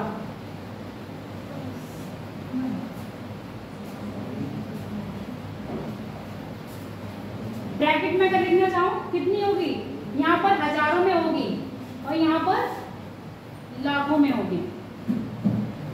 गांव में हजारों में ही होती है ना, कितने हजार लोग हैं इस गांव में, कहीं कहीं होता है भैया 1000 लोग होते हैं, 500 ही लोग होते हैं, और जो लद्दाख वगैरह ऐसे क्षेत्र में चले जाते। अब आपने अरुणाचल प्रदेश में डेंसिटी कितनी देखी, 17, और उसके अपोजिट बिहार में देखी 1106। देख लो कहाँ अंतर हो गया, एक एरिया, उतने ही एरिया में 17 लोग हैं, तो 17 लोगों के घर कैसे बने होंगे, बहुत बड़े बड़े या बहुत दूर दूर होंगे, है ना। अब ऐसे सोचो, एक कमरा है, एक कमरे में 17 लोग हैं, तो वो आराम से रह रहे हैं, और एक कमरे में 20-25 लोग हैं, कैसे बिछा रहे होंगे जमीन में और सो रहे होंगे, है ना। तो ऐसे ही थोड़ा सा इमेजिन करो, एक कमरे से और एक उस कमरे में पॉपुलेशन से, देखिए सारे हो गए, रोजगार भी हो गया, सुविधाएं भी हो गई। सेटलमेंट टाइप और सेटलमेंट पैटर्न क्या बोलता है ये? It refers to space gap between the house and houses, और सेटलमेंट मतलब बस्तियां।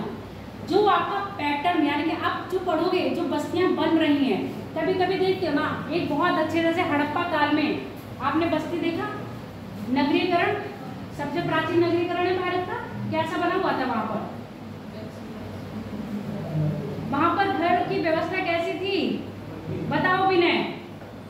हड़प्पा कालीन सभ्यता को हम नगरीय सभ्यता कहते हैं।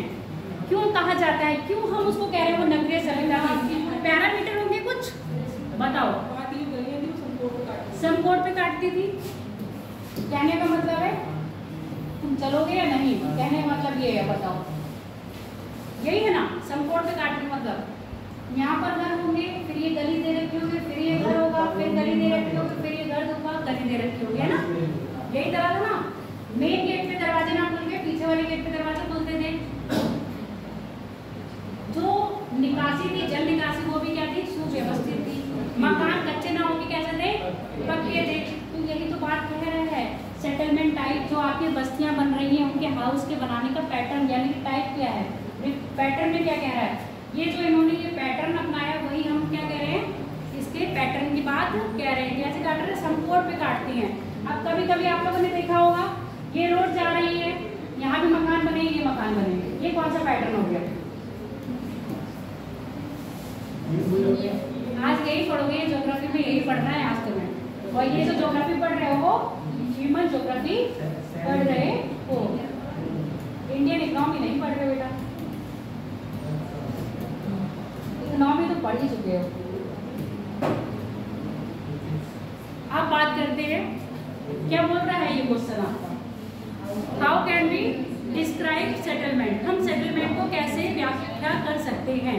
तो लिखो व्याख्या कैसे करेंगे। अभी तो आपने कहा नगरीय और ग्रामीण, किसके आधार पर बांट दिया हमने? पॉपुलेशन के आधार पर और इंफ्रास्ट्रक्चर के आधार पर, और किसके आधार पर बांटा था? फैसिलिटीज के आधार पर, शहरी और ग्रामीण कह दिया था। अब ये कह रहे हैं हम बांटेंगे, एरिया तो बता दें। पहला हमने कहा एरिया, एरिया क्या होगा? कितना बड़ा और कितना छोटा है। अगर बड़ा एरिया है तो वो मेट्रो सिटी में भी आ जाएगा, पीलीभीत जिले में आ रहा है नगर, फिर मेट्रो, क्या हम महानगर में आते हैं? बरेली महानगर में आता है, आ रहा है ना? तो ये नगर और महानगर कैसे डिसाइड कर रहे हैं? उसका एरिया कितना है, है ना? एरिया और पॉपुलेशन। तो how large the area of the settlement, बस्तियां जो बनी है वहां पर वो कितनी लार्ज बनी है? पहली बात एरिया। साइट यानी कि कौन सी साइट होगी ये? तुम्हारी साइट या मेरी साइट? साइट है या साइट है? साइट का मतलब स्थिति कैसी है ना? हाँ, तो यहाँ पर कह रहा है डिस्क्राइब द एक्चुअल लैंड, यानी कि जगह, वहाँ पहाड़ी क्षेत्र है या तटीय क्षेत्र है। बाकी साइट की बात कर रहे हैं ना, कौन से क्षेत्र में घर है, वहाँ की लैंड कैसी है, उसके बाद में बात कर रहा है। और वहाँ पर जो बिल्डिंग बन रही है वो कैसी है? अब हम लोग को क्या बिल्डिंग पक्की है, पर वो बिल्डिंग बनाने का तरीका क्या है? और नोएडा वगैरह में चले जाइए, वहाँ बिल्डिंग बनाने का तरीका क्या है? बॉम्बे में चले जाइए, वहाँ आपको बंगलो नहीं मिलेंगे, फ्लैट मिलेंगे, और यहाँ आपको बंगलो मिलेंगे। लोग पूरा 200 गज का प्लाट खरीदते हैं और फिर उसमें चारों तरफ गार्डन निकालते हैं, बीच में अपनी कोठी निकालते हैं और साइड में स्विमिंग पूल का एरिया भी देते हैं, है ना? और जबकि ये चीज़ अगर आप कहाँ चले जाओगे, कहीं मेट्रो सिटी में, तो वहाँ पर ये चीज़ का अभाव होगा। वहाँ बंगलो किसके पास होंगे? अंबानी अडानी के पास में तो क्या है? टावर नुमा है ना? तो यहाँ पर हमें टावर नुमा बिल्डिंग मिलेगी। तो बिल्डिंग का आकार कैसा होगा? जो हमारा मकान बन रहा है वो टावर नुमा है या विला नुमा है, तो वो भी डिसाइड करेगा साइट कैसी है वहाँ पर। उसके बाद आप साइट का मतलब यहाँ पर आप देखो पर्वत की, आप सुन लो मेरी बात, पर्वतों के क्षेत्र में क्या हम टावर नुमा बिल्डिंग बना सकते हैं? वहाँ पर कैसे बनेंगे? छोटे छोटे मकान बनेंगे। तो वही तो साइट के आधार पर हमने बिल्डिंग डिसाइड करी है। लैंड एरिया में क्या बात कर रहा है? दूसरा है पॉपुलेशन का साइज, पता ही चल गया साइज कैसा है पॉपुलेशन का और टाइप कैसा है।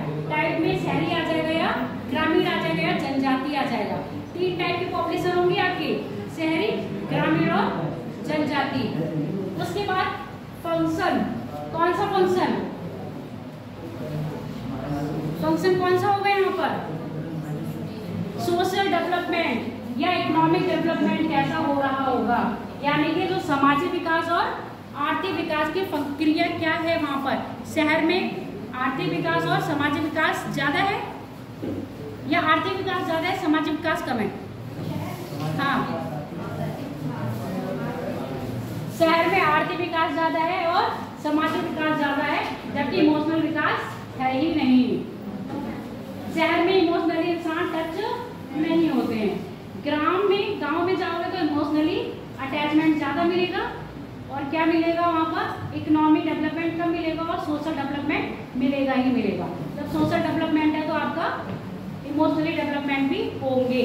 अब यहाँ पर सोशल डेवलपमेंट सिर्फ क्या हो गया, इलेक्ट्रॉनिक मीडिया तक ही सीमित रह गया है। तो ये सारे पॉइंट डाल दो।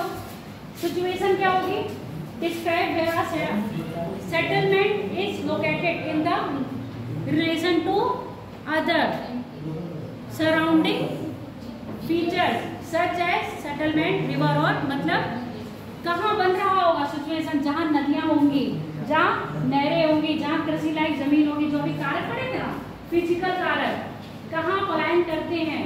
इसमें एक आता था फिजिकल फैक्टर, जिसमें आपकी क्लाइमेट भी था, क्लाइमेट के साथ साथ आपकी रिवर्स भी थी, वहाँ की सॉइल भी थी। तो ये वाली चीजें भी तो क्या करती हैं, यहाँ पे डिपेंड कर रही है कि पॉपुलेशन कहाँ ज़्यादा और कहाँ नहीं। ये सारे पॉइंट आप नोट करते जाओ।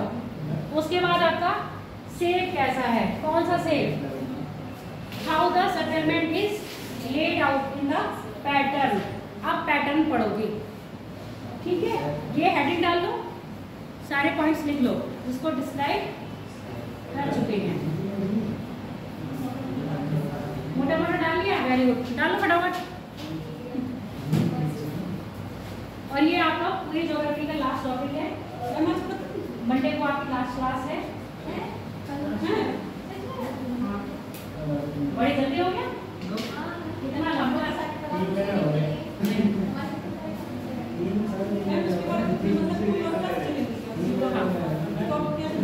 ये मुझे नहीं पता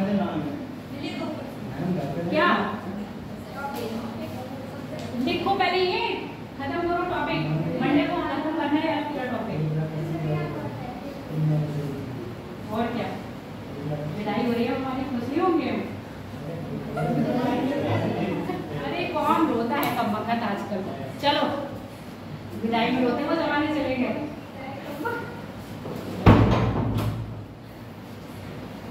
लिखो फटाफट।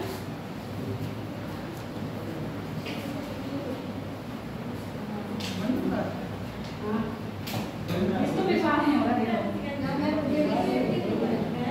तुमको टॉपिक नहीं समझ में आ रहा। पूरी ज्योग्राफी का, ह्यूमन ज्योग्राफी का लास्ट टॉपिक होता है ट्रांसपोर्ट। नहीं दिया है, अगर ट्रांसपोर्ट दिया होगा तो इस साइड ट्रांसपोर्ट वाला होगा। लिख लिए सब बेटा, आगे बढ़े। कितने बच्चे खुश हो गए, अब ज्योग्राफी से छुट्टी पाएंगे।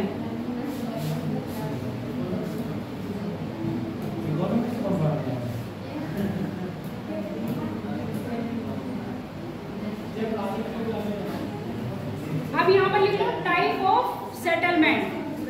सेटलमेंट के प्रकार क्या हैं? अभी बताया था टेम्परेरी और परमानेंट।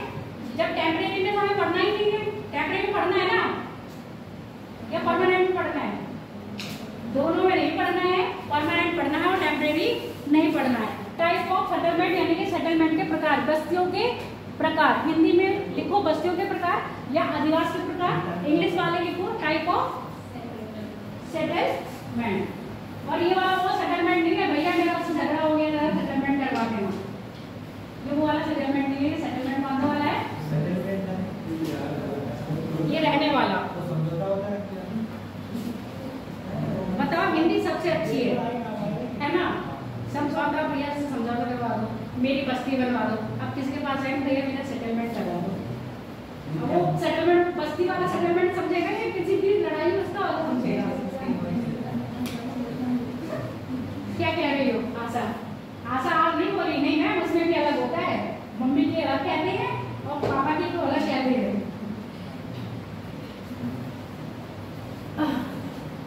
टेम्परेरी, परमानेंट, इसको लिख लो अस्थायी, इसको लिखो स्थायी।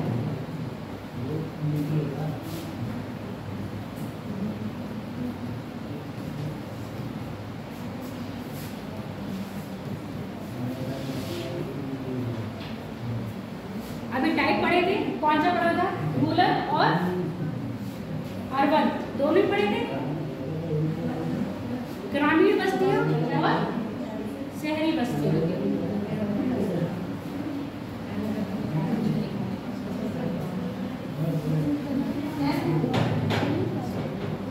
कल का बताएंगे बात।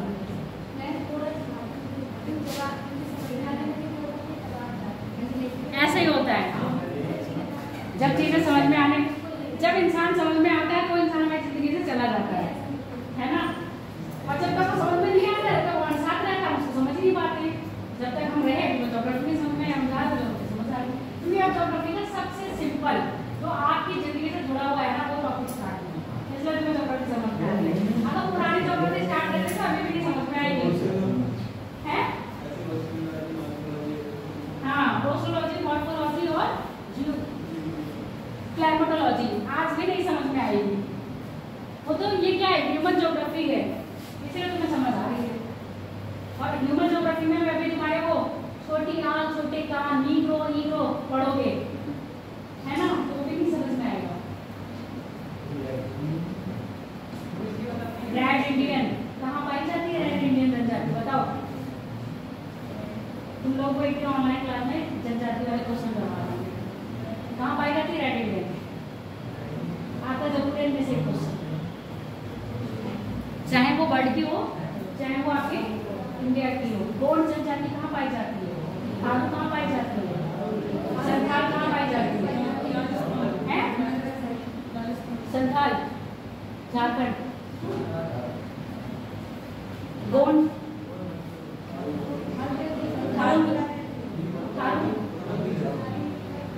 उत्तर प्रदेश और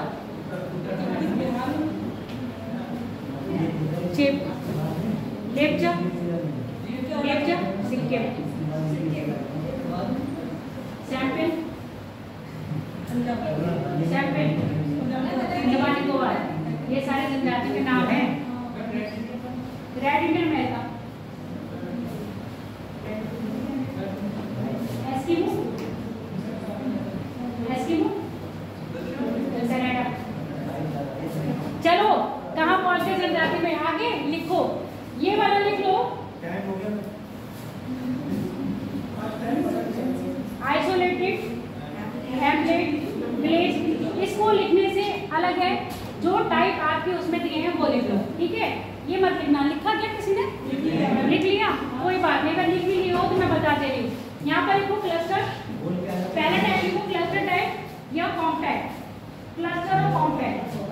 क्लस्टर सेटलमेंट, कॉम्पैक्ट सेटलमेंट। पहला टाइप है रूरल में है क्लस्टर स्लैश करके कॉम्पैक्ट सेटलमेंट। उसके बाद लिखो सेमी। बेटा ये जो लिखे हुए हैं ना इन्हीं के नाम हैं, पर ये इन्होंने टाइप बता दिए हैं। अब आपको जो कॉलोनीज पढ़ रही है वो मैं बता रही हूँ। दूसरा लिखो सेमी क्लस्टर या सेमी कॉम्पैक्ट, सेमी क्लस्टर या कॉम्पैक्ट। तीसरा लिखो हेमलेटेड, ये जो लिखा ही हुआ है।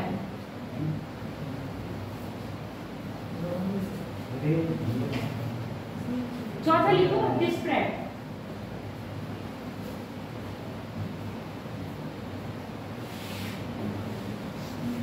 हिंदी में लिखना चाहो तो हिंदी में लिख लो।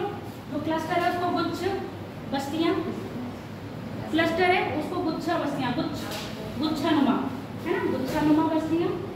और दूसरी है अर्धगुच्छानुमा बस्तियां। तीसरी है, चौथी जो लिखी है, चौथी क्या बोला है उसको लिखो बिखरी हुई बस्तियां, बिखरी हुई बस्तियां। अब एक एक करके चित्र दिखाते जा रहे हैं, समझाते जा रहे हैं।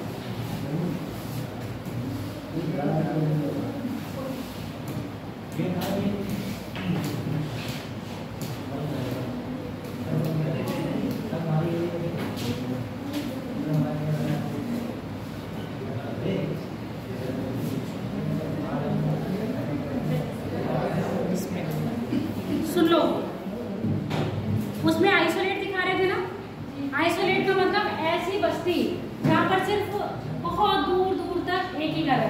पर हमने जो आपको पहला बताया है, पहले हमने क्या बताया, क्लस्टर, है ना। ये देखो, ये जो टाइप है वो क्लस्टर का टाइप है। यहाँ पर जो मकान बने होंगे, अधिकतर आप गांव वगैरह में देखते हो ना कि गांव, पूरा गांव एक ही थोड़ी सी जगह में बसा हुआ होता है, बाकी पूरा जगह क्या होगा, फील्ड रखा होगा। बहुत घर बिल्कुल पास होंगे, गलियां बहुत छोटी छोटी होंगी। अगर शहरों में भी देखो, ये पुराने शहर जो बसे हुए, पुराना कभी देखोगे शहर अनऑर्गेनाइज होगा, जहाँ मन जहाँ वैसा बना लिया, बिल्कुल चिपका चिपका पतली पतली गलियां। तो ऐसी बस्तियां क्या सी होंगी, बहुत घने आकार की होंगी। अब इनकी विशेषता जरा लिख लो सामने। पहला लिखो क्लस्टर वाला है, पहला लिखो क्लस्टर। क्लस्टर कॉम्पैक्ट या न्यूक्लिएटेड।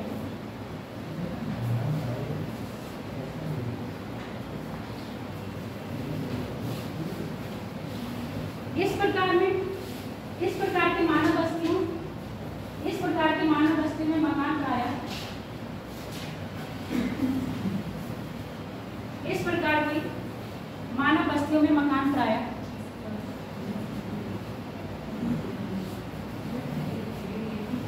बहुत ही घने, बहुत ही घने, बहुत ही घने तथा पास पास बने हुए होते हैं, बहुत ही घने तथा पास पास बने हुए होते हैं। अगर हम एग्जांपल लें तो अपने यहाँ जैसे नई बस्ती, ठीक है, नई बस्ती बड़ी ऐसी नई बस्ती की हो है, कैसी घनी घनी बसी हुई है। और उसके कंपेयर में आप बल्लभ नगर देखो या 100 कॉलोनी देखो, चौड़ी चौड़ी रोड है ना, चारों तरफ से मकान में रास्ता दी गई है। और नई बस्ती में लग रहा है आगे रास्ता दी गई है, आगे पीछे सब, पीछे भी पड़ोसी, दाएं बाएं पीछे, ऊपर नीचे बसा रहे क्या है, अगर ऊपर नीचे भी होता तो पड़ोसी वहां भी होता। तो ऐसे बहुत चिपके चिपके मकान है। नई बस्ती में तो साफ जगह मस्ती है, घुटन पैदा होती है, हवा पानी की कोई व्यवस्था है ही नहीं, जहाँ मन चाहे पहले ही पैटर्न नहीं अपनाया। अब क्या है, देखो अगर आप नॉर्वे या कनाडा यहाँ का अगर मकान का देखो, दूर मकान बने होंगे, हर मकान जो भी आप खरीद रहे हो, क्योंकि वहाँ पर भी वाला सिस्टम नहीं आया। गाँव, ये हम बात करें किसकी, ग्रामीण क्षेत्र में। वहाँ पर अगर गाँव क्षेत्र में भी गाँव घर बसे होंगे तो जैसे हम लोग शहर में बताते हैं ना, एक पूरी बड़ी सी जमीन थी, अपने घर के आगे और अपने घर के पीछे और अपने घर के साइडों में आपको थोड़ी सी जगह छोड़नी है, क्यों, और घर बनाना है बीच में, चारों तरफ खिड़कियाँ देनी ही है। वहाँ पर ये है, आपको जो ऊपर एक टॉप वाला है ना, वहाँ टॉप में भी आपको खिड़कियाँ रखनी है। मतलब जो आपका इस टाइप का है, झोपड़ी नुमा बना होता है ना, झोपड़ी नुमा में भी आपको ऊपर खुलने के लिए रखना है।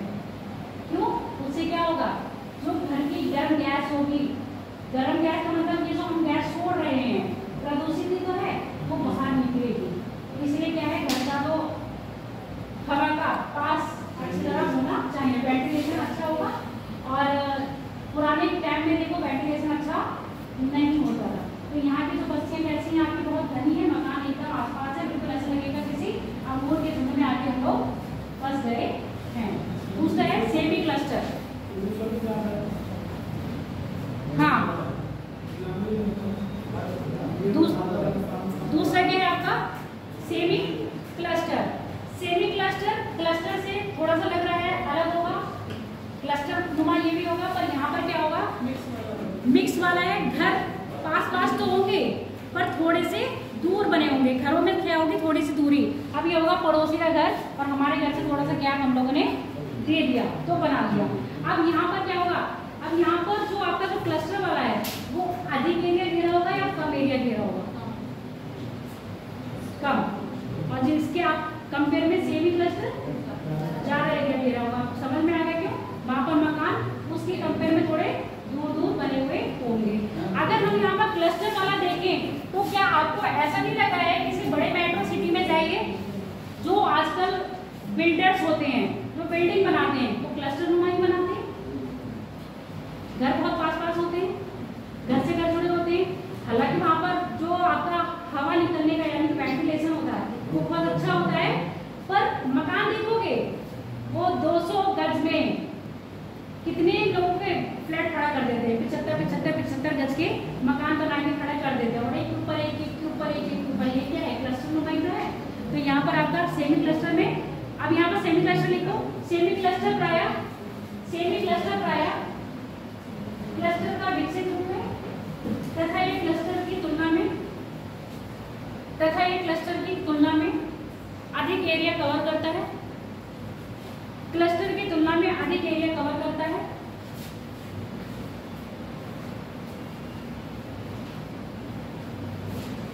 इनमें मकान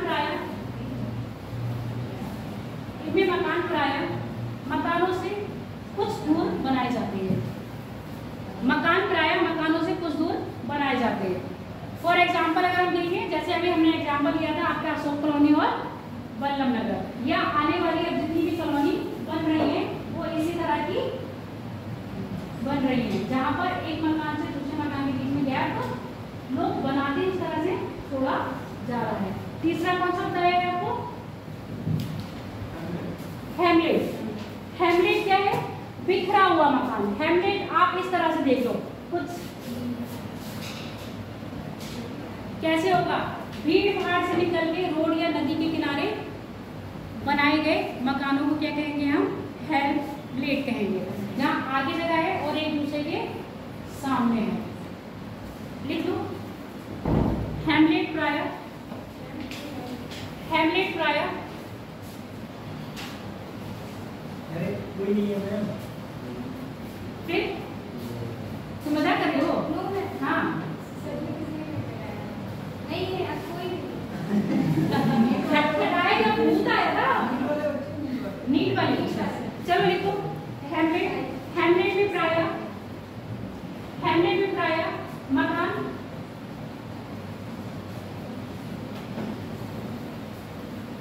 भीड़ भाड़ वाली बस्तियों से दूर,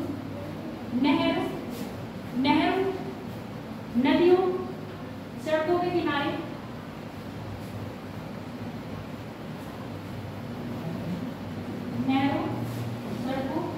नदियों के किनारे, अभी है 5 नदियों के किनारे बनाए जाते हैं। अच्छा, ऐसा अगर आप पैटर्न देखोगे तो कहाँ देखोगे? अधिकतर आपके जो हरिद्वार में गंगा नदी के किनारे, उत्तर प्रदेश में आपका जो बनारस शहर है वो भी क्या है? गंगा नदी के किनारे एकदम पैटर्न किनारे आगे अंदर होगा जो होगा, पर नदी के किनारे एकदम लीनियर लाइन में बना होगा। सड़क के किनारे जब नवाबगंज देखोगे तो पूरा क्या है? देखने में लगेगा लीनियर है। अपने बाईपास से निकलोगे तो लगेगा कि ये भी कैसा है? लीनियर है। तो ऐसे जो मकान बनाए गए एक दूसरे के सामने रहेंगे वो किसमें आ गया? आपका हैमलेट में आ गया। अगला क्या है आपका? बिखरी हुई बस्तियां, यानी कि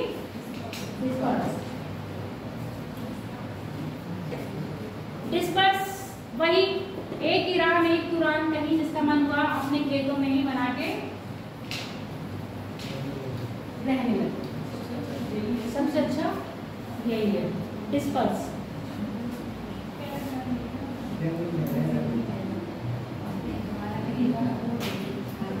अब देखो ये जो पहला पैटर्न दिखाया था कौन सा? क्लस्टर वाला, ठीक है। अब यहीं पर थोड़ा सा दूर चले जाओ, इस भीड़ भाड़ से हट के कहीं ना कहीं मकान दिख रहे हैं। ये कौन सा होंगे? सेमी क्लस्टर वाले होंगे। क्या हो गया तुम? इतने झूम कैसे हो गए? ये क्लस्टर, ये जो दूर दूर गए वो कैसे होंगे? यहाँ पर जो दिख रहे हैं, यहाँ से हट के भीड़ भाड़ से हट के कहीं दूर दूर बनेगी, कौन से होंगे आपके? Semi cluster. इसके बाद जो लीनियर में आए तो देखो एक लाइन से पैटर्न बनाए, ये देखो यहाँ पर लाइन से पैटर्न बनाए। अब यहाँ देखो घरों के बीच में गैप दिख रहा है ना आपको, ये कैसे आ गए? आपके लीनियर और सेमी क्लस्टर के बीच में आते गए। डिस्पर्स, वही जहां मन चाहा, आपने मेरी पहाड़ी ये है मैं यहाँ बनाऊंगा, मुझे ये पहाड़ी अच्छी लग रही है, मुझे ये ढाल अच्छा लग रहा है तो मैं यहाँ मकान बनाऊंगा। और ये कौन सा बताया था आपको? कॉम्पैक्ट वाला जो क्लस्टर, जो क्या है? बिल्डिंग नुमा, जो आजकल देखते हो बड़े बड़े शहर महानगर जितने हैं उनमें कौन सा मिलेगा आपको? कॉम्पैक्ट वाला मिलेगा। ये पूरा डिफरेंस दे रखा था, ये पढ़ लिए हो। अच्छा, मैं दिखाना क्या चाह रही थी आपको? पैटर्न।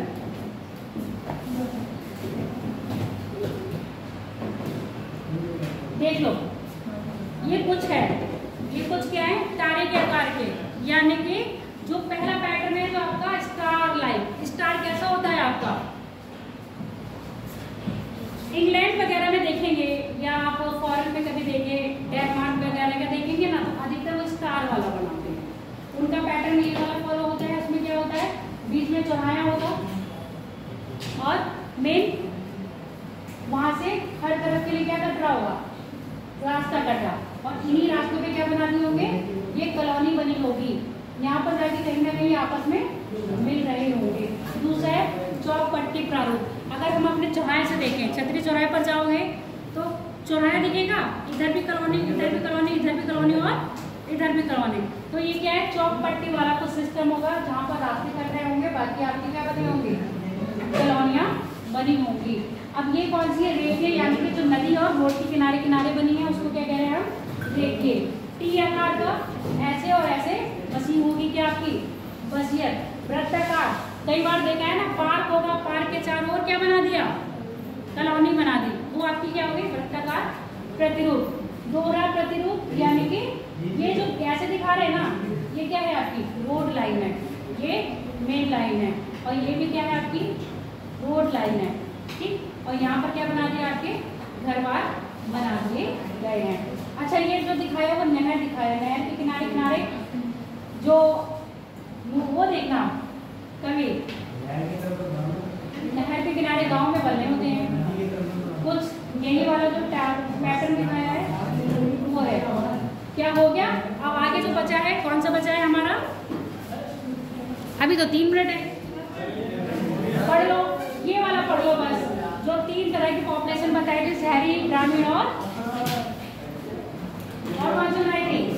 अब मैंने जो आपसे कहा बिक्री वाली, इसमें मत पढ़ना, बिक्री इसमें मत देखना, बिक्री वाली जो बस्तियां हैं वो किस तरह के जाति समूह में पाई जाएंगी। हाँ, डिस्पर्ड वाली बताओ, जनजाति, वेरी गुड। क्यों जनजाति कहाँ रहेगी, बहुत अलग अलग क्षेत्र में रहती है और वो दूर दूर बना के। अभी मैंने कहा ना आपको बसाई में इन जनजातियों की क्या मिलेगी, विशेषताएं पढ़ने को मिलेगी, कहाँ रहते हैं, घर कैसे होते हैं, तो इनकी विशेषता क्या है। अब राजस्थान में देखो जनजाति क्षेत्र होगा, वो कैसे मिट्टी के घर बनाते हैं मरुस्थल में जाके, और ऊपर से छप्पर से ढाक देती हैं, और उनके घर बहुत दूर दूर मिलेंगे। हाँ, कांटे की लकड़ियाँ डालते हैं, तो आपके जो बिखरे हुए घर मिलेंगे वो कहाँ मिलेंगे, आपके जनजाति। और जो बताया क्लस्टर वाला क्षेत्र, कौन सा, एक सेमी क्लस्टर बताया, सेमी क्लस्टर के बाद एक बताया क्या, कौन सा, हैमलेट। ये वाला कहाँ मिलेगा, हैमलेट, हैमलेट जो सामने सामने घर होंगे या घर दूर दूर थोड़े से होंगे, ऐसा मिलेगा आपको ग्रामीण में, है ना। ग्रामीण में क्या होंगे, कभी कभी घर बने होते हैं, कई लोग अपने खेतों में भी घर बना लेते हैं, बनाते हैं ना, ऐसे बनाते हैं, ये हमारा मेन घर है, वो उसको दूसरे वाले को क्या कहते हैं, तो दूर बनती है, पुराना घर, नया घर तो होता है, एक और भी होता है, बोलो जरा, मेहमानों के लिए बनाते हैं, अरे इंग्लिश में मत बोलो, गेस्ट हाउस,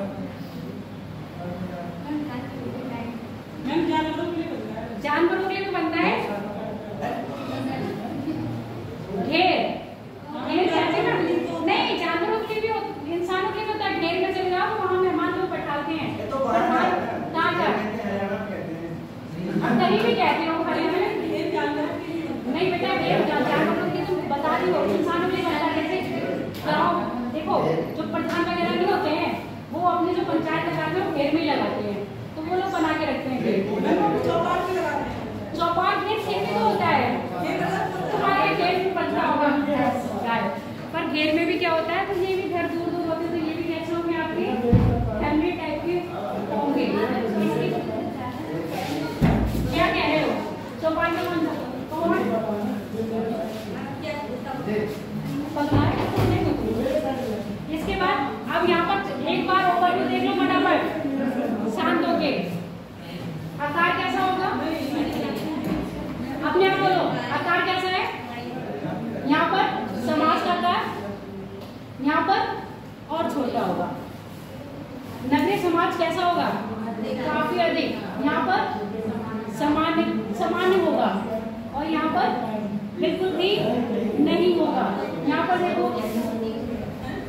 द्वितीय क्षेत्र में होंगे, यहाँ पर प्राथमिक क्षेत्र में होंगे, यहाँ पर रक्त संबंधों का महत्व अधिक होगा, रक्त संबंध यहाँ पर क्या होगा, इमोशनली अटैचमेंट ज्यादा होगा। जनजातीय क्षेत्र अभी भी कई ऐसे हैं जहाँ पर आप लोगों को जाना अलाउ नहीं है, अंडमान निकोबार में ऐसे ही जनजाति क्षेत्र है, जहाँ आप जाओगे तो उनको लगेगा कि आप उनको मारने आए हो, वो आप उन पर अटैक करो, वो आपको अटैक कर देंगे उससे पहले, है ना। अगली देखो, नगरीय समाजों में सामाजिक नियंत्रण कैसा होगा, फॉर्मल होगा। अरे आंटी जी आएंगे, जरा उनको चाय बना लाओ, अंदर से कह रहे होंगे आंटी जी क्यों आ गई है ना, आंटी जी को नहीं आना चाहिए था, मेरा भी ये काम था, मुझे बाजार जाना था। तो यहाँ है फॉर्मल, बाकी एक क्या फॉर्मेलिटी करना है, अरे आंटी जी आइए तो चाय पिलाना क्या है, आवश्यक है, इसीलिए यहाँ पर क्या होगा, औपचारिकता रहेगी, अनौपचारिकता रहेगी। यहाँ पर क्या है, अनौपचारिकता नियंत्रण बिल्कुल भी नहीं है। तो देख लो हम लोग कैसे समाज से कैसे कैसे आ गए हैं। कहीं हम यहाँ होते थे, यहाँ से हम कहाँ पहुँच गए, यहाँ। आने वाले टाइम पे आंटी से आके घर भी नहीं जाके, क्यों, एक बार वो आपको व्यवहार देख लेंगे, फिर कहेंगे अब हम नहीं आएंगे इनके घर, वो हमें चाय अच्छी तरह नहीं पिलाते। वो तो कह रहे थे अरे हमें जाना है, अरे हमें जाना है, जैसे तैसे तो हम टाइम निकाल के आज उनके घर गए थे। हम आना, अरे भगवान, ऐसी कौन सी आंटी आ गई नेहा जो तुम्हारे कलेश करवा गई, ठीक है। यहाँ पर देखो, यहाँ लोग काफी पढ़े लिखे होंगे, यहाँ शिक्षा का दबाव कैसा रहेगा, कम होगा। पढ़ रहे हो तो आपकी इच्छा, नहीं पढ़ रहे हो तो हमें कोई दर्द नहीं। यहाँ पर अनपढ़ लोग होंगे, यहाँ पर जनजाति क्षेत्र में। यहाँ पर क्या होगा, लोग नकलीपन, दिखावटी दुनिया है यहाँ पर। और यहाँ पर मेहमान नवाजी बहुत अच्छी तरह होगी, कोई दिखावटीपन नहीं होगा। यहाँ पर जनजाति लोग कैसा जीवन जी रहे होंगे, सादा। यहाँ पर नगरीय जनता प्रगति पसंद होगी और कैसी होगी, जिस कारण जोखिम भी उठाते होंगे। मर जाए पर हमें वहाँ छत के टॉप पर खड़े होकर एक सेल्फी जरूर लेते हैं, स्टैंड करते हैं। क्या है, प्रगति कैसी होगी, पसंदनुमा होगी। यहाँ पर क्या होगा, अधिकतर रूढ़िवादी लोग होंगे, यानी कंजर्वेटिव थिंकिंग वाले होंगे।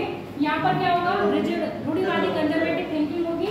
भ्रम को मानते होंगे, यानी कि उसके ऊपर भूत आ गया, प्रेत आ गया, इन तरह के भ्रम को मानते होंगे।